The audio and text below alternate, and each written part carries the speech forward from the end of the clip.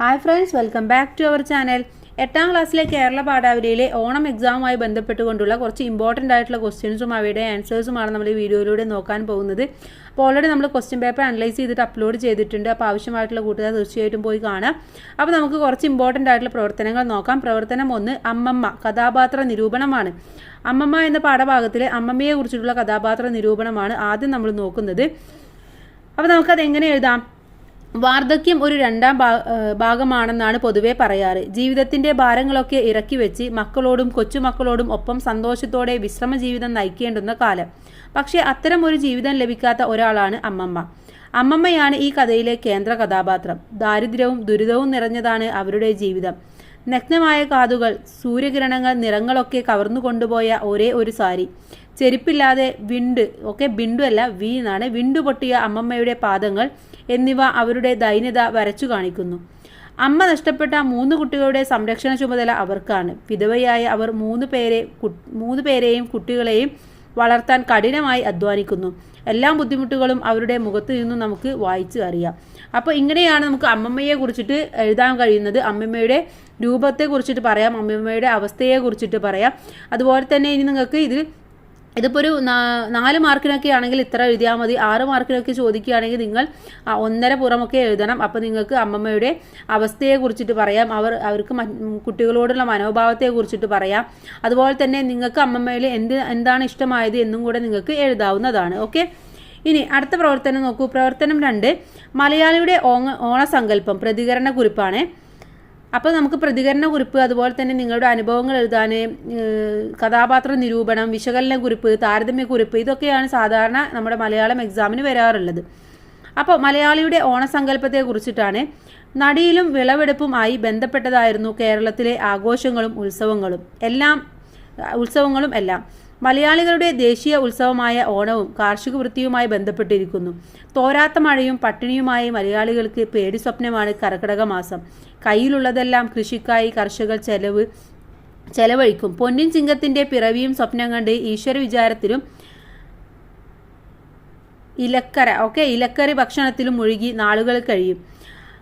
മുറ്റത്തും മറ്റും പൂവിട്ട് തുടങ്ങുന്നു. അതോടെ ഓണസങ്കല്പങ്ങളും വികസിക്കുന്നു. പൂക്കളും ഓണസദ്യയുമായി ഒരു ആവേശം തന്നെയാണ് പണ്ടത്തെ ഓണം.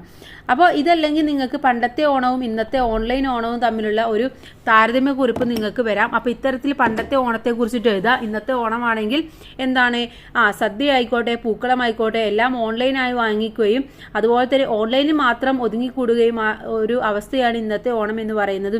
ആർക്കും മുറ്റത്തേക്ക് ഇറങ്ങാനോ പൂക്കൾ തിരയാനോ ഒന്നിനും സമയമില്ല. ഇനി പൂക്കൾ തിരയുകയാണെങ്കിൽ തന്നെ പൂക്കൾ കിട്ടാത്തൊരവസ്ഥയാണ് അല്ലേ. അപ്പോൾ അത് രണ്ടിലത്തെ താരതമ്യവും നിങ്ങൾക്ക് എക്സാമിന് വരാൻ ചാൻസ് ഉണ്ട്. അപ്പോൾ അതും നിങ്ങളൊന്ന് എഴുതാനുള്ള ഒരു പാകത്തിന് ആക്കി വെക്കുക. ഇനി അടുത്തൊരു പ്രവർത്തനം നോക്കൂ. പ്രവർത്തനം 3, പ്രകൃതിയും പൂക്കളും ആഘോഷങ്ങളും ഇടകലർന്നതാണ് മലയാളിയുടെ ജീവിതം. എങ്കിലും ഇന്ന് എല്ലാം നഷ്ടപ്പെട്ട സൗഭാഗ്യത്തിന്റെ സ്വപ്നങ്ങളാണ് എന്ന് വീട്ടി പട്ടത്തിരിപ്പാട് സങ്കടപ്പെടുന്നു. നിങ്ങളുടെ അഭിപ്രായം വ്യക്തമാക്കുക. കേരളത്തിലെ മനോഹരമായ പ്രകൃതിയും പൂക്കളും കാർഷിക സംസ്കാരത്തിൽ അധിഷ്ഠിതമായ ആഘോഷങ്ങളും എല്ലാം ചേർന്നതായിരുന്നു മലയാളികളുടെ ജീവിതം. എന്നാൽ കാലത്തിന്റെ കുത്തൊഴുക്കിൽ ഇവക്കെല്ലാം മാറ്റം വന്നു. പ്രകൃതിയെ നശിപ്പിച്ചു. കൃഷിയെ മറന്നുകൊണ്ടുള്ള പ്രവർത്തനങ്ങളാണ് മനുഷ്യർ നടത്തിയത്.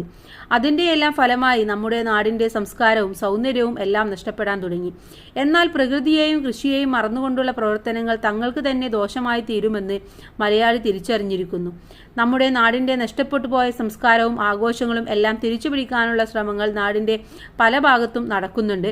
ഇതെല്ലാം വീണ്ടെടുക്കാൻ നിരവധി ആളുകൾ ആഗ്രഹിക്കുന്നുണ്ട്. അതിനാൽ എല്ലാ സൗഭാഗ്യങ്ങളും നഷ്ടപ്പെട്ടു പോയി എന്ന് പറയാൻ ആവില്ല. അപ്പോൾ ഇതാണ് വീട്ടിൽ വട്ടത്തിരിപ്പാട് പറയുന്നത്. അപ്പോൾ നിങ്ങളുടെ അഭിപ്രായമാണ് ഇതിനോട്. നിങ്ങൾക്ക് എന്താണ് ഇതിൽ തോന്നുന്നത്, അല്ലെങ്കിൽ ഇങ്ങനെയാണോ എന്നൊക്കെയാണ് നിങ്ങൾ ഇത്തരത്തിൽ അഭിപ്രായം വ്യക്തമാക്കാൻ പറയുമ്പോൾ എഴുതേണ്ടത്. ഇനി അടുത്തൊരു പ്രവർത്തനം, അന്യരുടെ ഔദാര്യത്തിൽ വിശ്വസിച്ചുകൊണ്ടുള്ള പോക്കാണ് ഇത്. വഴിയാത്രയിലെ ഒരു വാചകമാണ്. ഈ വിശ്വാസം ആ കാലഘട്ടത്തിന്റെ സവിശേഷത പ്രതിഫലിപ്പിക്കുന്നു. വിശകലന കുറിപ്പ് തയ്യാറാക്കുക. അപ്പോൾ ഇതിലൂടെ എന്താണ് പറയുന്നത് എന്നാണ് നമ്മൾ എഴുതേണ്ടത്. വിശക്കുമ്പോൾ അന്നം മുട്ടില്ല എന്ന ബോധ്യമുള്ളതുകൊണ്ട് തന്നെയാണ് അന്യരുടെ ഔദാര്യത്തിൽ വിശ്വസിച്ച് യാത്രക്കാർ പൊതിച്ചോറ് കരുതാതെ യാത്ര ചെയ്തത്. അവരുടെ വിശ്വാസത്തെ സഫലമാക്കുന്ന തരത്തിൽ എവിടെ നിന്നും വിശപ്പ് മാറ്റാനുള്ള വക കിട്ടിയിരുന്നു. ആശ്രയമാകുന്ന സമൂഹത്തിന്റെ ചിത്രം നമുക്ക് അവിടെ കാണാനാവും.